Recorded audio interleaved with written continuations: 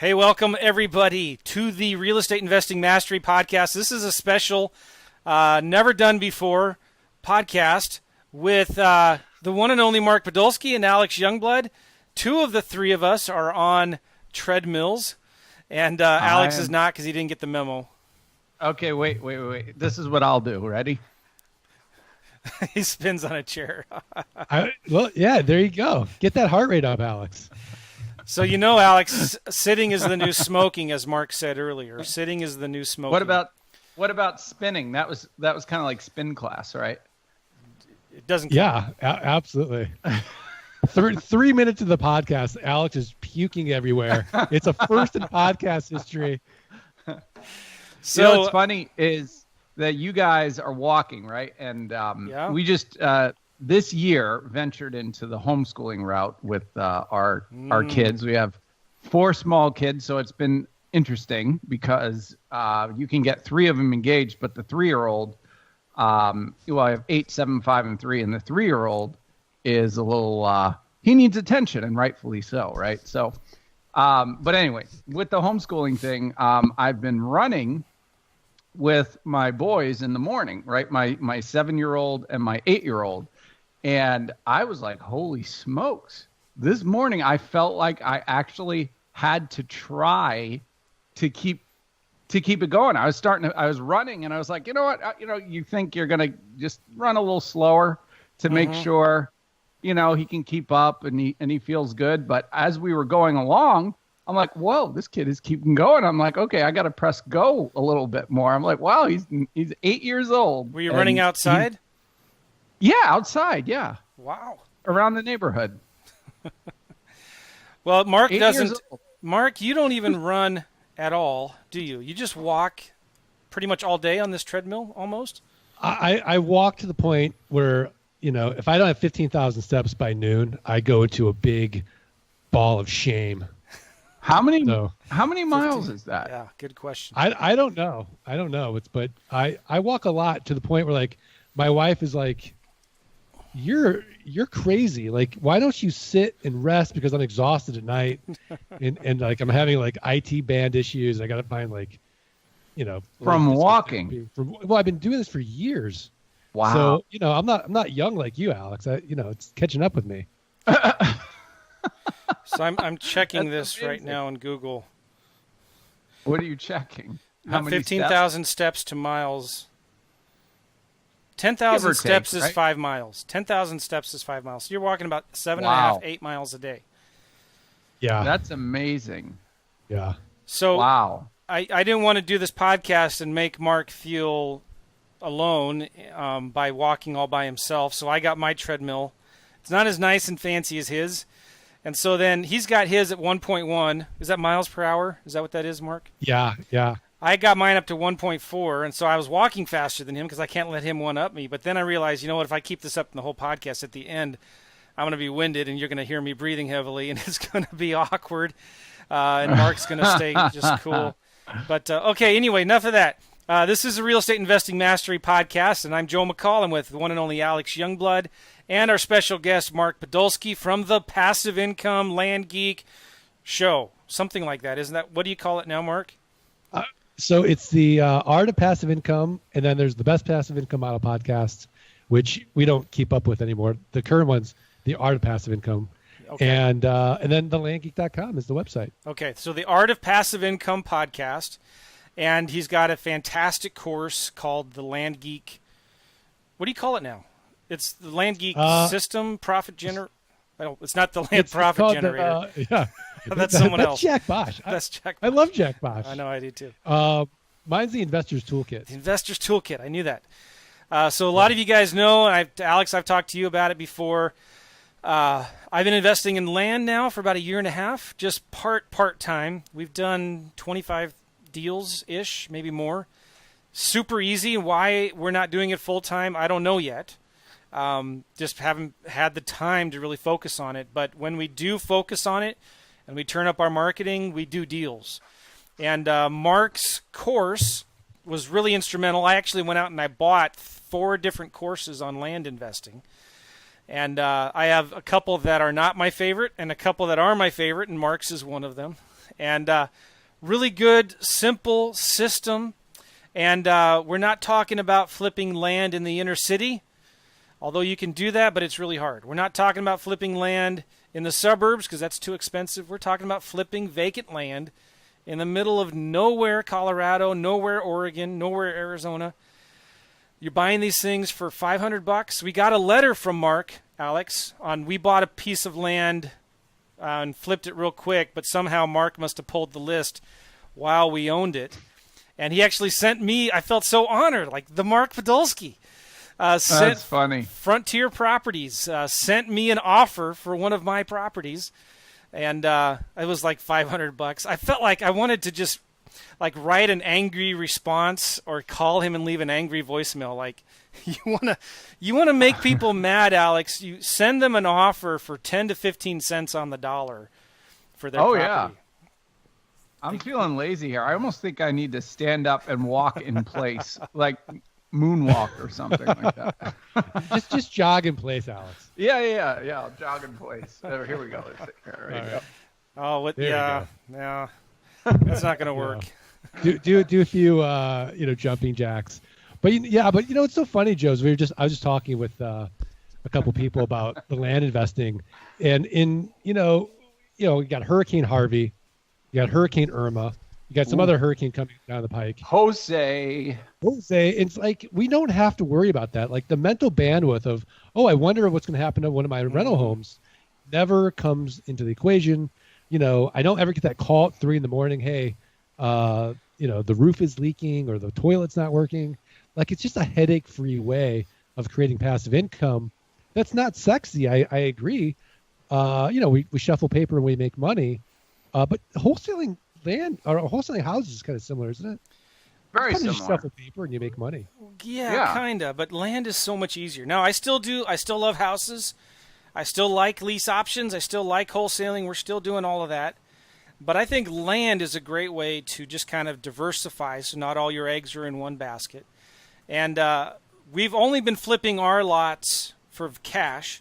We buy it for 15 cents on the dollar, sell it for 50, 60 cents on the dollar. And we're going to be soon now starting to sell our lots on terms with owner financing and for the cash flow. And Mark, why don't you talk a little bit about how you can use land as passive income? And what is the difference between land and houses, and why do you like land so much better? I know you touched on it a little bit, but maybe there's more you could share. Sure. I mean, so when I first started in business, I was doing investment banking and mergers and acquisitions with private equity groups. And, I always kind of think to myself, well, who's got the ultimate business model? And we'd look at these characteristics like number one, nothing physical, right? Number two, had a one-time sale and then recurring income. Number three, it'd be nice if there were huge margins, right? And number four, low competition. And so as you'd go through the analysis of this, a few different businesses would keep kind of popping up. And the top business was life insurance, right? Yeah. But life insurance is not much fun to sell, and it's very competitive. That being said, it's just an idea. It's a one-time sale. You get this recurring passive income. And then as I started discovering land investing, it hit all the criteria. No competition. You go to a RIA meeting, right? 100 people in the room, 99 of them are going to be home flippers. You'll be the only land guy. It's a one-time sale. You get passive income. And the way that we do it, because I know Alex is so interested in this. So, let's use Alex as an example. And Alex, we can see your monitor on your glasses, so we can tell if you're not paying attention or not. Oh, yeah. I'm here. All right. I mean, my whole goal of this podcast is not to make Alex yawn. Okay. So, Alex, where do you live? I'm in Virginia. Okay, so and Alex, by the way, I love land. I love developing it. Yeah. So Alex is in Virginia. I go to the tax roll. I go to the assessors, and I see all the people that own real property. And Alex owes $200 of back taxes on this little lot in Texas. Ooh. So I look at the comps and I divide by 4, and that gets me to my 300% margin of safety, like that Warren Buffett would say. So I don't send Alex's letter saying, "Hey, I'm interested in owning your land," because Alex is like, "Well, I'm interested in selling you my land." Because now I'm in the appraisal business. I actually send a real offer of what Joe said earlier, 10 to 15 cents on the dollar.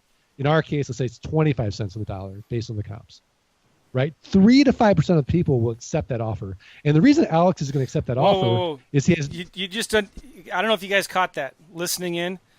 3 to 5% are accepting the offer that Mark is sending them. That's insane. You don't get that in houses. I mean, if you were to send the kind of offers like we're talking about at 25 cents on the dollar, you might get 0.0001% that accept your offer if you're lucky with that. That's amazing. What we're averaging, and it's not even that good, we're averaging about 1 out of every 300 to 400 letters are getting accepted offers. So I'm not sure what number that is, but anyway, go ahead. Proceed, Mark. Okay, so if it's under 3%, then Joe's probably a little low. Yeah, and if it's over 5%, Joe's probably a little high. Yeah. So we know these metrics.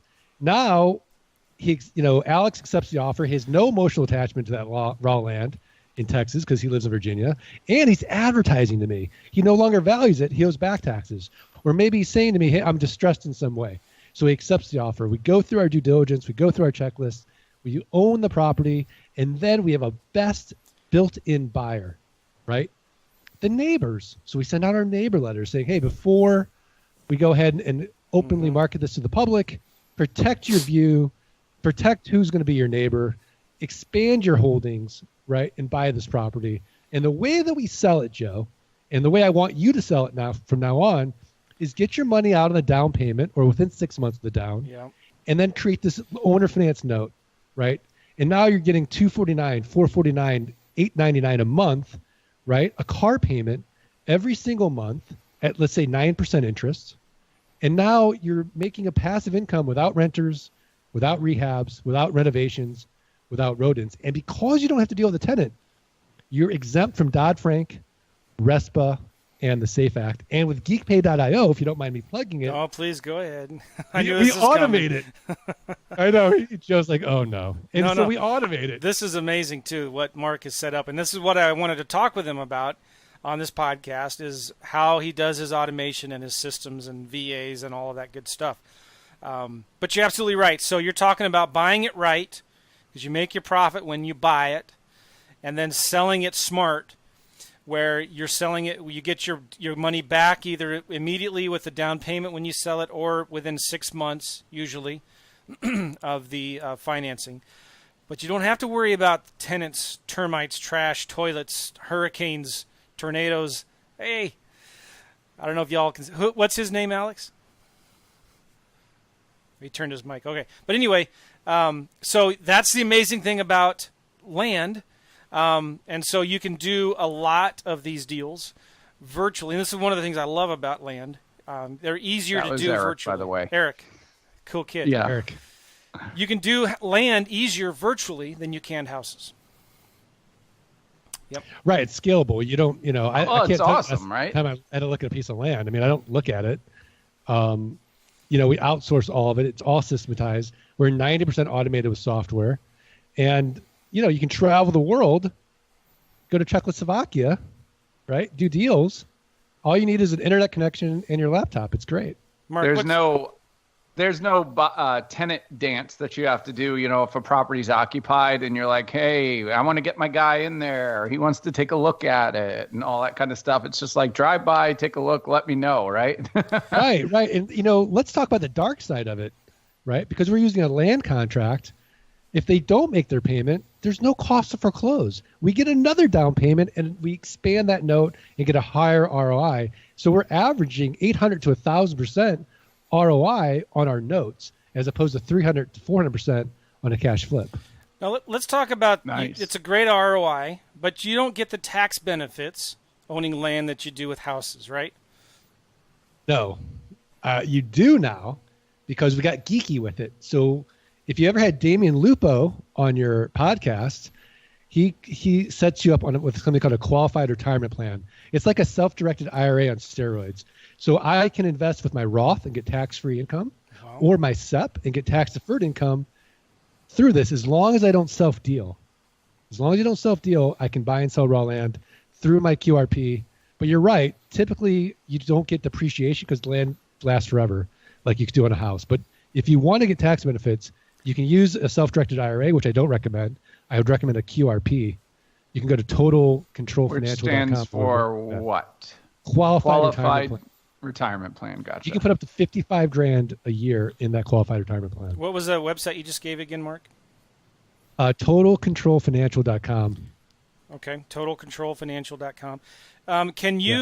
How do you avoid dealer status? Is there a special thing with land that you can use to avoid dealer status? Well, so Joe, you're a professional investor, right? Alex, do you have any W-2 income? Yeah, because I'm a S Corp. Okay, so you can there's like I went to a really high priced real estate attorney out here, and he's like looking at what I was doing, like if there's like 20 parameters, like maybe 10 of them I look like a dealer, and the other 10 I look like an investor. So what we do is we bifurcate it. So on deals bifurcate. Wow. See, that's when you walk on a treadmill. You get to learn big words like that. That's where that's where Geek Pay comes from. That's it. Yeah. So what does bifurcate mean? What is that? So you separate them out. So like bifocals. Like bifocals. Like sometimes I'm a dealer, and sometimes I'm an investor. And in certain deals I'm an investor, in certain deals I'm a dealer. But for a lot of people, this is like the ultimate side hustle. If they're doing this on the side, they have W-2 income, or they own another company, then you can make a strong argument you're an investor. If you're not putting out the billboards, you're not in the full-time engagement of buying and selling raw land. Now, unfortunately, I am in the full-time engagement of buying and selling raw land. But on some deals, I am an investor. All right. So talk to a tax accountant, attorney about all that. We're not here to give legal advice. What can you write off? Let's say you create a note for $20,000. Your buyer stops paying. Okay. Can you write off the losses that you like? They're not really technically losses, but can you write that off on your taxes? Like they only paid you 10 of the 20. No, because I still own the asset, so I didn't have to foreclose. So there was no real loss. But there's a loss of future income, maybe. My CPA doesn't do it. Maybe I got the wrong CPA. Maybe. Yeah, okay. No, that's completely subjective. You can't say, well, I was going to make this, so therefore I get a deduction on that. That's completely, Yeah, maybe. There. I bet you there might be a way. It's worth talking to a CPA about it, right? I would say, like, if you want to do that, like, let's say I'm Joe and I've got $1 million in income, right? What I might do is I might donate my $1 million art, quote unquote, that I paid, $100,000 for, donate it to an art museum and say, hey, that's worth $1 million. Now I offset my $1 million income. But only a few guys like Joe McCall could do that. Now that's interesting. Yeah, that is interesting. Well, okay, all right. Now we're getting geeky. But that is a legal loophole, so to speak. All right. Here's another interesting loophole if you want to talk about S Corp and tax deduction and stuff like that, right? Let's say you wanted to pay for your kid's private school using a tax deductible vehicle, right? So what's that? A 29 plan? When you say tax? No. Okay. So let's say you can pay your kids $500 a month, $6,000 a year, tax under the radar, 100% legal, right? So why can't your kids pay for school with that money that you paid them for advertising for you every month, $500 a month? What if you homeschool your kids? What if you wanted to pay for private school? I don't know. That's pretty deep. No, $500 a month. Now, if you have four kids, that's $2,000 a month that you can pay your kids tax deductibly to your company that is not reported because they're your kids, and you can pay $6,000 a year under the tax radar, 100% legal, and then they could do whatever they want with that money. So maybe they want to buy you a boat. They have to do real work, though, right? So you just have them. Sure. What if they were to wear shirts like these everywhere they went that said faircashoffer.com on it? Could I pay them $500 a month to do that? Sure. Yeah. This is genius. I'm so glad I came on this podcast. Do you like it? I love it. How many kids do you have, Mark? Is that qualified? I've got 3. I might adopt another one just to keep up with Alex. Now, I have not done this yet, but I was talking to somebody out. I went out on his boat the other day, and we were talking about this kind of stuff. And he's like, this is how you can pay for private school in a tax-deductible fashion, because there's nothing that says that kids can't do whatever they want with that money, and whether that's even pay for their school or whatever you want to do. But if you pay your kids $6,000 a year, 100% legal and tax-deductible in every fashion to your company, they can do whatever they want with that money. Interesting.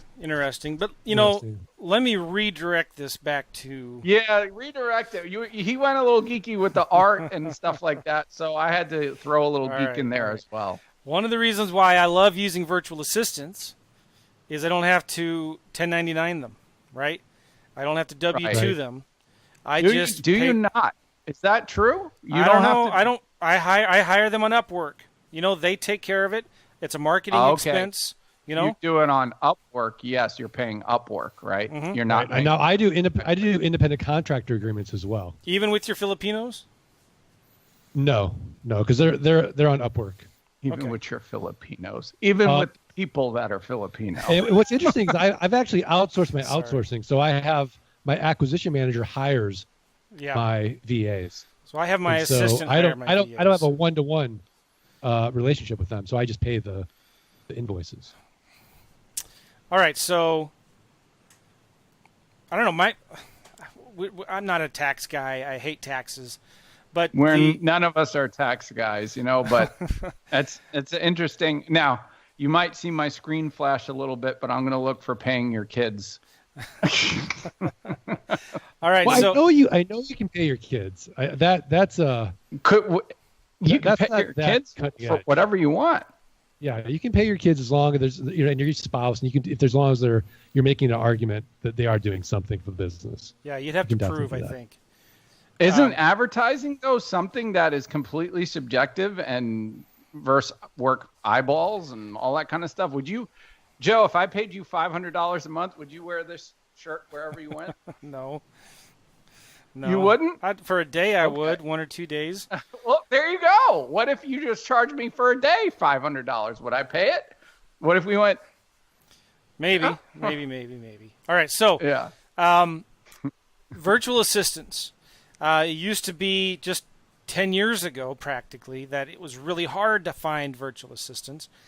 Now they're super easy, and they're great because they save you a lot of money. And I still use local assistants. I should clarify that. I still use local assistants because I have found my productivity is higher with local assistants. But when you hire virtual assistants, you can write that off as an expense, as a marketing expense, and you don't have to worry about payroll or 1099 for that stuff. So Mark, one of the things I really like about the way you run your land business is that you automate and you outsource 90-something% of your business. Can you talk a little bit about what that means and what are you actually automating and outsourcing? So the whole business for me is basically automated and outsourced. So I'm personally at 100%, but a lot of my clients are at 90%. Okay.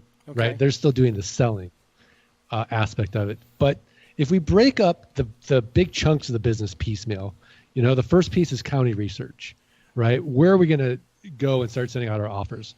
And doing that research is critical because if that goes off the rails, everything goes off the rails. So you got to do your county research. Then you've got to get the list. So you get the list from the assessor or the treasurer or title company, agentpro247.com. Why can't you just buy a list of all of the landowners between 5 to 20 acres or whatever? You absolutely can. And then, so do you mail them all, or do you just mail like the tax delinquents or out-of-state owners and stuff like that? Well, we want to batch it by APN or subdivisions because I don't want to do due diligence on 20 different areas, right? Okay. I want to do it by area to make our due diligence a little bit easier. So we'll batch out our offers. We'll automate that using our software. And you can use a combination of Lob, Podio, Globiflow, Zapier to automate it yourself. But we've hard coded it because I don't trust third-party solutions. So, so the offers automatically go out, and then we get our acceptance. And then once they get accepted, we have our VA in the Philippines go through the title search, get us the GIS and the plat map, and kind of break down all the characteristics of that land short of actually seeing it, right? Then we'll post a Craigslist gig, which we actually automate with software, postingdomination.com/the land geek. And then we'll have somebody locally. We'll talk about that in a minute. That's really important. Yeah. Yeah. So we'll have somebody locally go out, take pictures, shoot video, fill out our property report, because we want to make sure the neighbors aren't dumping. We just want to make sure, it's not a meth lab nearby. What's the road like? Whatever it is, just that little final piece. Then we close on the transaction. Sometimes we close directly. Sometimes we use like a de facto notary service de facto escrow, and then if it's 5,000 or more, we use a title company. Now we own the property. We send out our neighbor letters. Again, we automate that via Lob. And then if they pass, we go to our buyers lists. Then we go to Craigslist, and we go to Facebook buy-sell groups. And we should sell that property in 30 days or less, right? Then once we sell the property, we use geekpay.io to automate the back end. We get our down payment. We automate the recurring payments.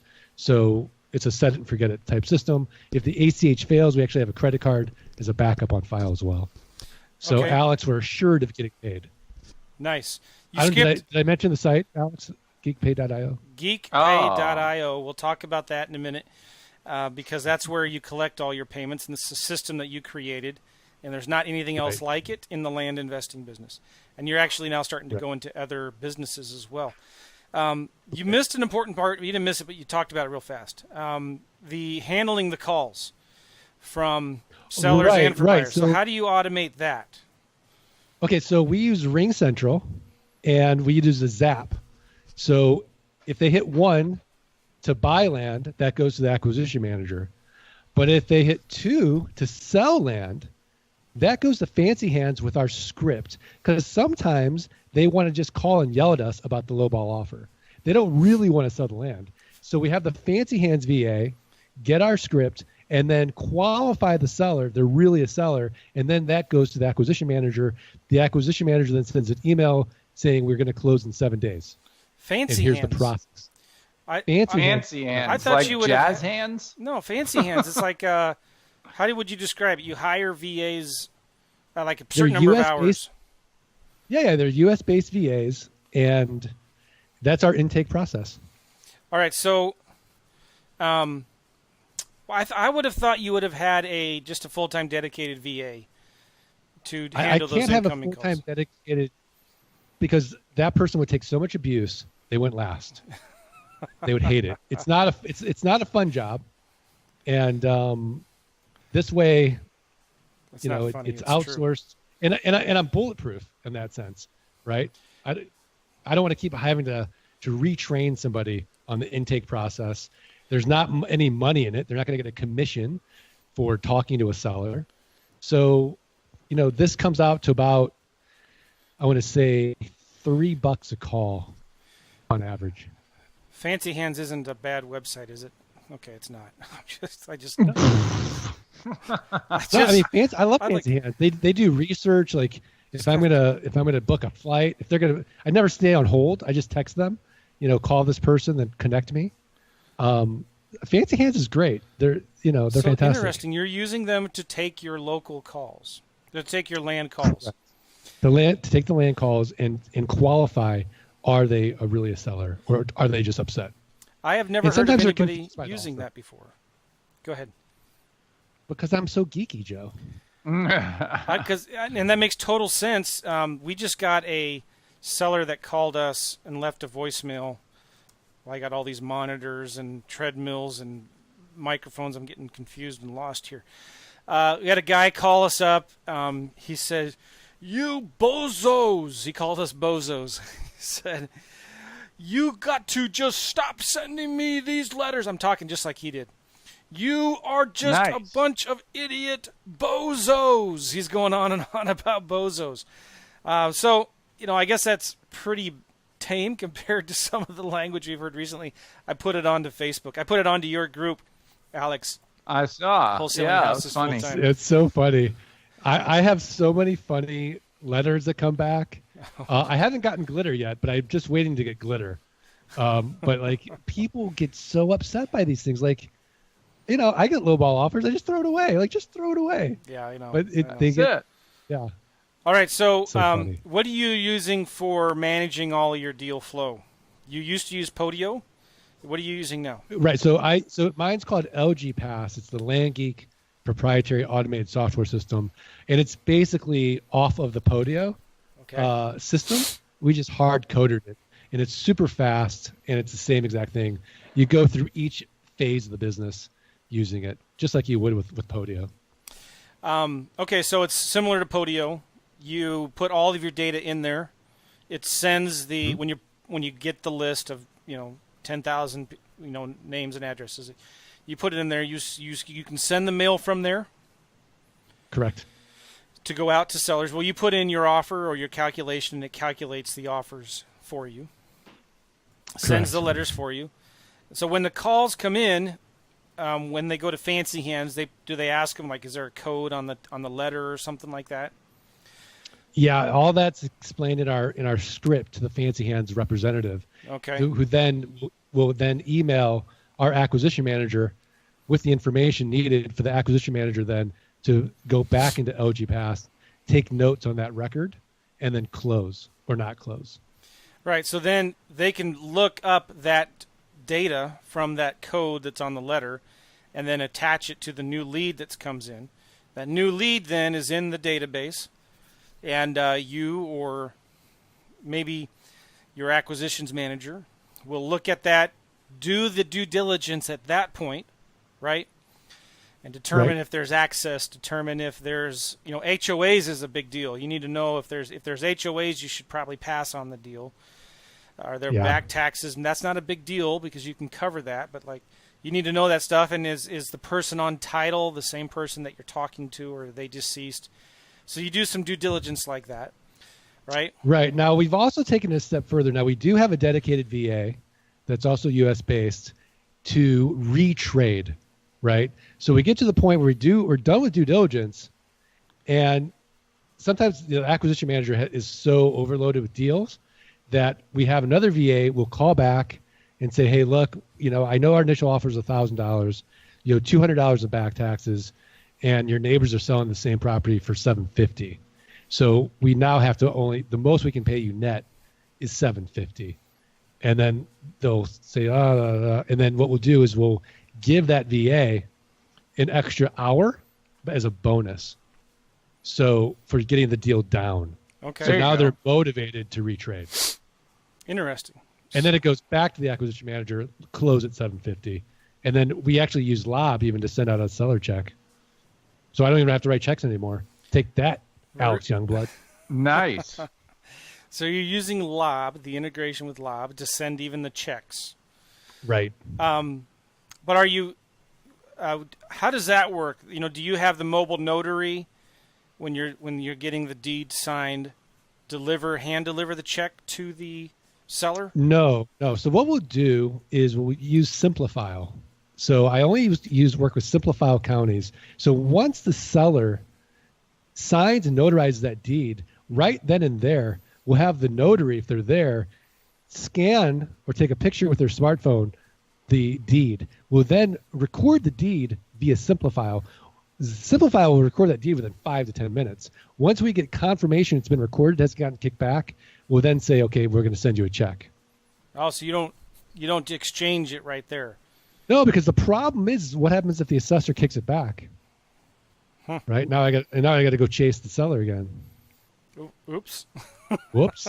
You got my money. I don't have your property. Well, that's the way we've been doing it. I need to look into that. All right. So I forget what I was going to say. You then you get the seller to sign the paperwork. You get them the check.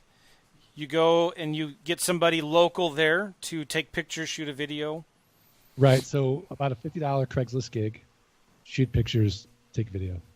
we've got some amazing pictures and videos from Craigslist on some of our lots. I was shocked, and just looking at some of these lots that we buy, they're incredible. They're gorgeous. Tons of trees in the mountains with views of the mountains. When you're looking at it from Google Earth, you don't think much of it. It doesn't look that crazy. It doesn't look anything. But then when you're there, it makes a huge difference, and it probably helps you sell these deals a lot faster, right? If you have good pictures. Oh yeah, absolutely. And what's awesome about it is for $50, I now have this county evergreen for the rest of my life, because you've gone out to look at raw land. It all looks the same. So as long as they're in the near vicinity of it, I don't need to have to spend $50 every single time. In the same area. It's just one time, so I've got a list of counties with pictures and videos. As long as it's not outside of that radius, we don't need to go out and have them, do it again. Let me ask you this. Okay, so from a developer standpoint, right? Let's say you're looking for big deals that you could flip to the big developers that are coming in and building 100-house subdivisions and stuff like that, right? Right. Are you doing deals like that, or would you be just more of the smaller, one-off kind of, build small cash flows kind of thing? I like to do the cash flow small thing. We've done deals like that, but it was kind of like accident. Like we just got lucky. Yeah. And in that sense, or like we did a deal with a public company. They were doing geothermal out there. Yeah. They had to have it. So those things will happen, and you make ridiculous Joe McCall type money, but it's not like the focus. Joe's so mad at me. So the key you make is, more money than I do, Mark. The key is it's just fun, Joe. Because the key is the tax delinquent list. Is that right? No, not necessarily. That's the lowest hanging fruit. I think the key is the assessor's parcel list of all the real property owners, and then sort it by use code, so you have vacant land. Okay, so what's the best way to get that, Mark? That list? There's vacant. You can go on ListSource and go and do that. I like to just go straight to the assessor and ask him for that list. That's interesting. So you'll go straight to the assessor, ask him for a CD of all of their parcels. Right, all the real property. They give you the runaround, or they do they give you an Excel sheet at least, or I want Excel. Now I might have to convert it using cloudconvert.com. If it's not in a good format, or I have to go to Fiverr and have them convert it. Right. Fancy hands, which I'll do, but for the most part, I want it in Excel. In fact, I have to have an Excel or CSV to upload it into my software. Right. Now, Are you doing this locally, or would you attempt it locally, or you're trying to do it out in Timbuktu kind of stuff? I mean, I want to be in states that are fast growing sunshine states, and I want to be 2 to 3 hours from the nearest town, because that's where I'm going to get the least expensive land, right? I mean, do I want to do $1 million infill lots in Manhattan? You said 2 to 3 hours closest to the biggest city. Life? Yeah. So far away, 2 to 3 hours away from civilized life. Yeah, I mean, Alex, you got to remember, and we talked about this in the first podcast. There's a pig for every barn. For every barn. Come on. Right. You're not the buyer. There's people out there that don't like people. Right. They're preppers. They want to get away. They want to get off the grid. When the zombie apocalypse happens and the government's going to come and take their guns, they want a place so they can get away and hide their guns and grow their pot and hug their trees and whatever it is that they're into. They want to be able to get away, and you'd be shocked. And the cool thing about this is, I thought it would be hard to sell these lots. Like, who would want to buy something that far away? Right. But it's amazing to me how quickly we're building our buyers list, and how now we're at a point where we've got buyers calling us, when are you going to get some more land in this county? Of course. Yeah, I mean, there's a lust for land in this country. I've got a CEO in San Diego. He spends $5,000 a month with me. Never goes out to look at the property. Every year, I just want to keep buying more property. And is he? I've wondered about that. Is he buying it just for have a place where he can park his money, or is he? What is he trying to hide his money, or what is it? I really don't know. I think he just thinks it's cool. You know how some people collect stamps? I think he collects raw land. And he can afford it. So when you say raw land, you mean like raw, like trees on it, not cleared, no water and sewer taps to it. Nothing. Raw as in raw as in raw. Raw as in raw as in raw. And it'll blow you away. It blew me away thinking that, they're just looking for a place where they can take their four-wheelers, go riding, maybe one day build a cabin, go camping. And so there's people out there that want that land, and it's also makes it easier to negotiate those cheap prices. Because, as an example deal, we're buying them for $750.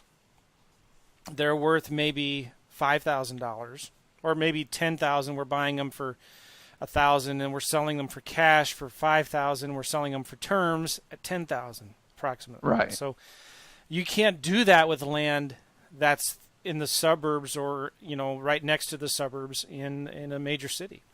Right. And you're not going to get anybody who's distressed, right? They're going to go to a realtor if they want to sell their infill lot or their beautiful, half-acre Mountain View, $1 million homes are being built there. They're not going to sell it to you for 25 cents on the dollar. Not for 25 cents on the dollar. Now, they might sell it for 75, 85 cents on the dollar. But now you've got a huge outlay of capital. Right. Your property taxes are going to go way through the roof. And it's a completely different model. Can you do it? Absolutely. Right. Now we're speculating as opposed to investing, which I don't want to do. Right. Gotcha. Okay, so you've got the system that sends the marketing out for you. Maybe, you're doing your own due diligence at the beginning to determine what are we going to offer for these lots in these counties. You've got fancy hands that answers the phones when sellers call. You've got an acquisitions manager that is kind of handling these deals for you, and you pay them a percentage of the deal. Is that about how it works? They eat what they kill, so they get a percentage of the profit. And do you have another? Does that acquisitions manager also sell the land for you? Is he responsible for that? Okay. So he's responsible for managing the marketing and managing the Craigslist postings, the Facebook postings, the customer service of it, answering the questions and closing the deal. Now, whether or not he does it himself or he has a VA doing it, I don't care. But as long as we're doing it, I'm happy. And then if I'm not happy, I have a little fang I don't like to show too often. The fang comes out. All right. It's like, wow. Deals. Let's talk about, I want to talk about two more things here. The Craigslist thing that you talked about, posting domination. This was something that Scott Todd created, right? And we bought that. It's pretty amazing. I just interviewed Scott Todd a month or 2 months ago. I hope you've been getting good feedback on that interview. It was a really, really good podcast. Yeah, absolutely. But he created something called Posting Domination, and that is all about posting on Craigslist regularly and getting through all of their ghosting and their flagging and traps and things like that. And so you're using that system as well right now, right? Correct. Cool. And then the other question I wanted to ask you, well, I forget. Oh, yeah, I wanted to ask you, how many deals have you done, Mark? You've been doing this for a long time. How many deals have you done? Can you get into a little more detail? What percentage of your deals are terms deals? What percentage are cash? And how many notes do you hold approximately right now? So as far as notes, I probably have over 500 notes. As far as deals, we try to do a deal a day. We're on track right now for about a deal every other day. Okay. But when we set our annual goal, we want to do that.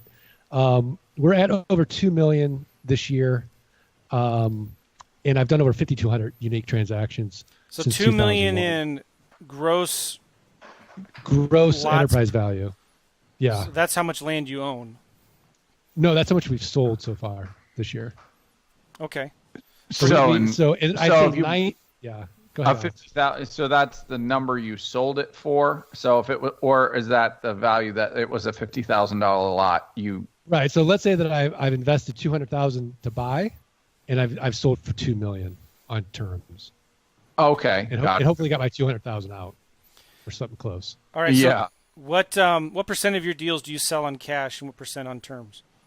Well, now I don't want to sell any on cash. So we always market for terms. And the reason being is we started a new company called tlfolio.com. So basically what we can do then is we can take our 12 months of cash flow and we can sell it to an investor like Alex. So Alex is happy making, let's say, 12% on a passive basis. Like, he's not interested in going through the rigmarole of buying and selling raw land, but he's really happy buying my cash flow and making 12%. And then that note reverts back to me after 12 months. So and because I have such a huge partial. What's that? You're selling partials. Right. And so if I have somebody who stops paying me, Alex won't feel it because I'll just slide another note in and I'll just add that to the security agreement and just edit the security agreement. So he won't feel it. He'll keep getting his 12% each month. I get the cash out to redeploy, and that's how we're managing our cash flow. So are you selling partials with substitution of collaterals essentially? Is that what you're doing? We're selling partials with a UCC agreement and a security agreement. Nice. Do you have to be registered with like the FCC and all that kind of stuff? Not at all. The SEC, I mean. No? No. You have to be registered with the SEC if you're doing a fund. If you're what? You're doing a fund. We're not doing a fund. Okay. Yeah. So this is just selling a partial of a note, 1-to-1, right? Right. So yeah. 1-to-1, important. Yes. Very, very important. Okay, so Mark, you're doing pretty well on the passive income side of things, right?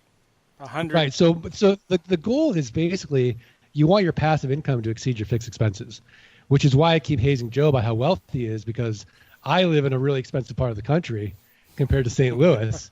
So the resentment has built up, and like he's going to go eat Emos tonight, and I'm going to have to pay for like $30 for like some gourmet, pizzeria out here. I hate Emos.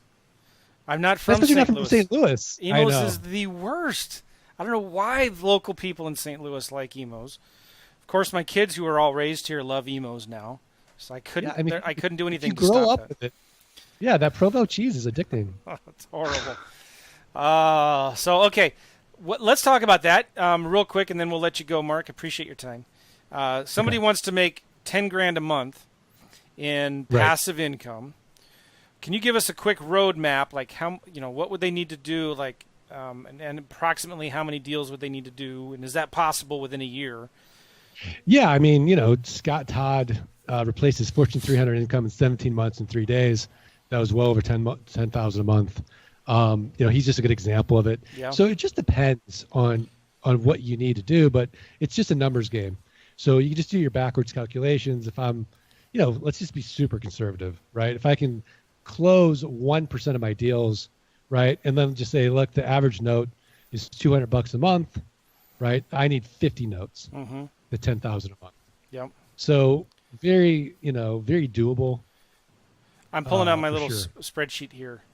So if you wanted to do $10,000, it's opening. Come on, fancy hands. Which is easier than houses, by the way. Well, because you can get your yield is way higher at $200 a month on 20,000 than opposed to $200 a month on 120,000. Right. Although the 120,000 asset will be better when it's paid off as opposed to the $20,000 asset. Yeah, but think about the headaches that you go through to have that value at the end of the day. Right. And all the risk and like Hurricane Irma is a good example. Like, can you imagine, like, in Florida, you got to pay 2% of the value of that house as a deductible. You own 20 houses, you could get wiped out financially on one act of God versus, a land investor. Get your eyes up and you're on your way. All right, so I'm looking at some numbers here. If you wanted to make divided by 12 equals this, divided by 4.33. All right, so if you wanted to make $10,000 a month in passive income within a year, and your average note was $200, you would need 50 vacant lots. Okay, but that's going to, if your average lot cost you $1,000, is that fair? We can, sure. Okay, and it's maybe worth $8,000. Okay. You buy it for $1,000, and then you're going to have to, you're going to need $50,000-$60,000 to buy those lots. So maybe you need to flip for cash 25% of your deals. So if I add to get the cash to the profits to buy the but Joe, like I've got a lot of clients that they just do a dual closing and they've got no money. They can afford a stamp. So they lock up the deal. They pre-sell it. They use the so you don't need to have that much money sitting in the bank. Okay, so you're looking. I started with $3,000. Right.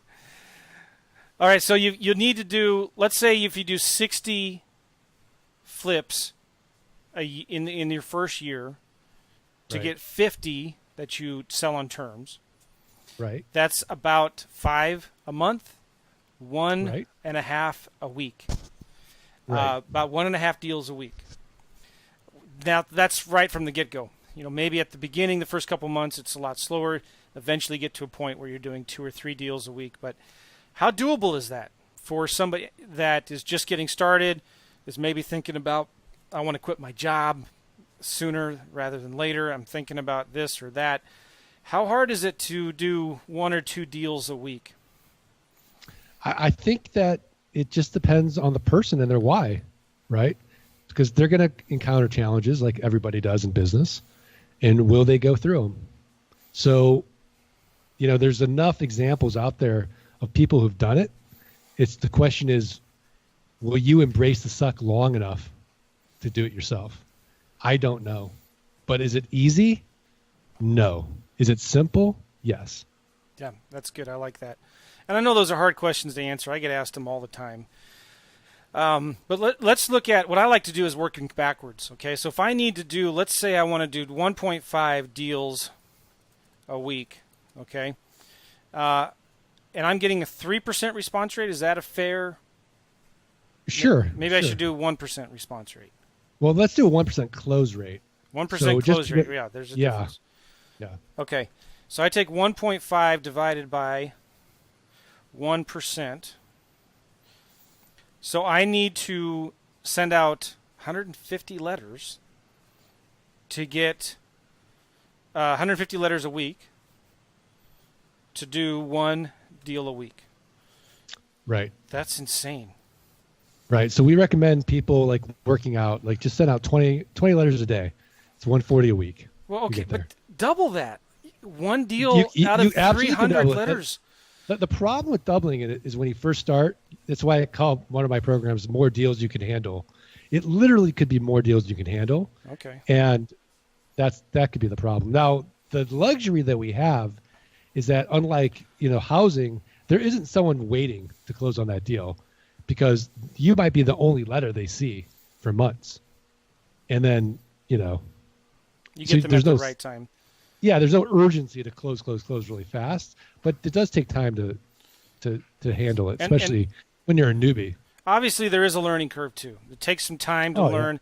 Yeah. It's a little intimidating when you're first thinking about, I got to prepare the deed myself. I can't use a title company, you could, but that's going to cost some money to do, right? But now we automate that with our software too. Yeah, I was just going to ask you that.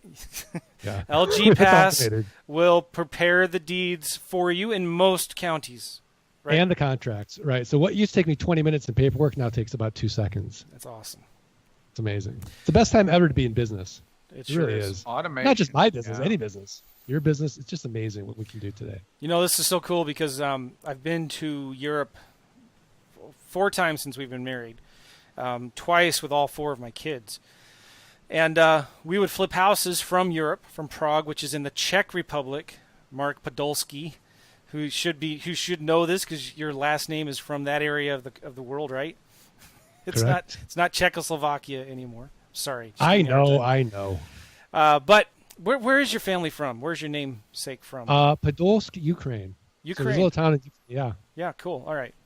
All right. So then. I remember when we were in. I did I did 3 workshops in Spain actually, and I remember at the time training people how to flip houses virtually, thinking, I wonder if they would have any interest in land. And I was just getting started into land, and I started talking to the people about it there, and it was amazing to see their eyes light up and their ears perk up and leaning forward, like, tell us more about this land. What do you mean? And so I met somebody there who was from I forget which country in Africa, maybe Nigeria. And this culture in Africa, they really value land ownership. It's like a real sign of wealth, prosperity, God's blessing, whatever. And so the idea that you could actually buy this land that cheap and sell it. So this one lady came to me and she said, Joe, there's a lot of wealth in this part of Africa. And I could sell those lots all day long to people in Africa, some of the wealthy families that live out there, because it's land, I thought that was fascinating. I thought it was really interesting. Anyway. Could I have her number? I have it somewhere. This was about a year and a half ago. I'd have to look it up. But that's something you could maybe even think about, Mark. Yeah, I mean, we've tried to crack the Chinese market. That's a whole other thing, actually. There you go. Mark's selling all of our land to the Chinese communists now. Yeah. Good idea. We looked at the Japanese market at a point in time, but there's a lust for land in the U.S. So I don't want to chase the shiny object of different markets, even because I have, and it just wasn't. You gotta look at the 80-20 rule, right, and just focus on that. Yep. Keep it simple. If anybody listening to this podcast is interested in learning how to invest in land, Jack Bosch has a great course. You can go to. Just kidding. He does. I'm a friend. Go to landforpennies.com. No, I'm friends with Jack. I give him a hard time. In fact, I'll see him next week. I'm going to be in Florida next week. But anyway, Mark Podolsky has a fantastic system. The LG Pass. I think we signed up for it. I don't remember. I know you sent me the link for it. But it's an amazing tool that kind of automates this entire process like we've been talking about. GeekPay.io is what handles the payment processing. And what's a good website, Mark, for people to go to get information about your course? Yeah, I think the best place to go is thelandgeek.com. Okay. And then, get the passive income blueprint, get our ebook, How to Avoid the Three Fatal Land Buying Mistakes. And the Investors Toolkit is on the... Well, that's not on there, but if you want our passive income launch kit, send us an email, support@thelandgeek.com. Put the subject line, Joe McCall or Wealthy St. Louis or Emo's Pizza, something so I know it came from Joe. Nice. And we'll send you for free the $97 passive income launch kit. And then, what's that email address again? See if we're a good fit. And my email is support@thelandgeek.com. Support@thelandgeek.com. Thelandgeek.com. Right. Very nice. And that's all automated, by the way. All right. So then, Mark, if somebody wants to sign up for LG Pass or the software and tools that you use, can they do that too, or do they have to be a student, or how do you work that out? Yeah, I mean, typically we want to make sure that you're properly trained. Okay. So if you're already doing deals, then we'll look into it. But otherwise, we want to train you first, and make sure you're already doing deals, and then you can really appreciate the power of LG Pass. Otherwise, you'll just get this tool and you won't use it, and you get mad at me. I'm spending whatever amount of money it is I'm spending and not getting results. And now I'm mad at Joe McCall and Alex Youngblood because I listened to the podcast and this geeky guy said I could automate. And all right. And you have a really good Facebook group. It's I think it is now the biggest land investing Facebook group. Am I right? I don't know. I think it is, because I was the other day looking for land investing in Facebook groups, and yours was the biggest. It's now the official. That's another whole story. The official Land Motivation Facebook group. So if you guys are into Facebook, you want to check out Mark's group. You don't have to be a student to join. Anybody can get in there, right? Correct. Yeah, it's a great group to go in and just kind of see the discussions that are going on about land investing. Mark pops in there once in a while to give some advice, teach some cool things. They announce their podcasts, and so that Facebook group is really good. I think it's called the Official Land Motivation, right? And Wealth Creation Group. And Wealth Creation Group, yes. Right. I don't know of another Facebook group that is bigger than yours, so that's good. Okay, now of course Alex is smiling because he has the largest Wholesaling Houses Facebook group. Wholesaling Houses Full-Time. That's a good group as well. And then your podcast, Mark. What's the best place to go to find your podcast? Yeah, the Art of Passive Income podcast. Nice. Is the best place to go. And hopefully I have you guys on soon. Sure. I know, Joe, you're on Best Passive Income. Were you on the Art of Passive Income podcast? I was, and you made me really uncomfortable. What did I do? You asked me that stupid question. Isn't land the best passive income model in the world? Oh, I remember that. Yeah. I remember that. I apologize. I don't do that anymore. I knew it was coming too. I really hope I'm not coming off too obnoxious for your audience. It's just because I feel like, I'm normally not this familiar with the hosts. It's fun. I'm just giving you a hard time because I can, right? Yeah, absolutely. You gave me a hard time. No, but it was a really good show, and I still get tweets. Your automation is out there tweeting my episode all the time that I did with you on your show, which is cool. But you asked everybody at the time, and I thought this was really actually brilliant. Every host, every guest that you'd have on your show, you would talk to them and challenge them to punch holes in what you felt was the best passive income model in the world. And I remember that podcast. Yeah, and I don't know if anybody ever did bust a hole through it or like. Jay Massey said it's not because you don't get the tax benefits of depreciation. I brought that up. And you brought that up, and I think that is a fair criticism of the model. But I think that if you invest through your QRP or a self-directed IRA, I think that handles it. But it is a fair criticism of it. For sure. Massey's a smart guy too. So he is a smart guy. I wouldn't want to argue about him him. Okay, well, you've been a gracious guest on our show, Mark Podolsky. Sure appreciate it. And guys, we know we gave a lot of websites, fun. A lot of links. So go to the show notes at realestateinvestingmastery.com. We've interviewed Mark before, so go to realestateinvestingmastery.com. Look for Mark up in the search bar. You'll find our previous interview that we did with Mark. Check out his stuff. I'm telling you, there's not a lot of really good courses out there on land investing, and Mark has one of the best. Trust me, I've seen them. I think all of them. I've been through almost all of them. And Mark's is top-notch. It's really, really good. And he's got a lot of good free resources on his website. He's got a great podcast. Also, I want to encourage you guys to listen to, if you haven't already, listen to the interview we did with Scott Todd, who works with Mark, just about a month ago. It was one of the best podcasts I've ever done. And I told this to Scott, and it was really, really good. It got me fired up about land. And so it's good to have multiple streams of income. It's good to be thinking about, if the housing market collapses, or if, I don't necessarily say that you should just be focusing on one thing, maybe exclusively. But once you get that one thing figured out, then start looking at adding on another one thing, Start looking at adding on land as a way to maybe diversify your investing portfolio. All that good stuff. Cool. Any last words, Mark? I really appreciate you putting up with me, Joe and Alex.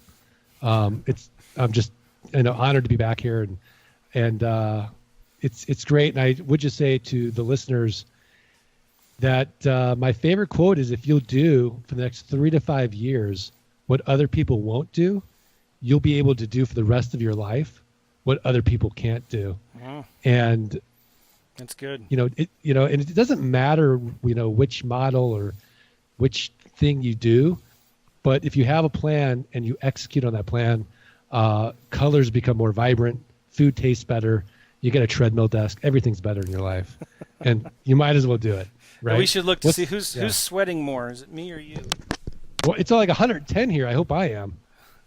I'm sweating a little bit, but I think I see more sweat on Alex's forehead than I do mine or Mark's. It's just all that extra body weight I'm trying to get rid of. All right. This has been a fun show. Thanks a lot, Mark. Thanks, Alex. We'll see you all later. Take care. Take care.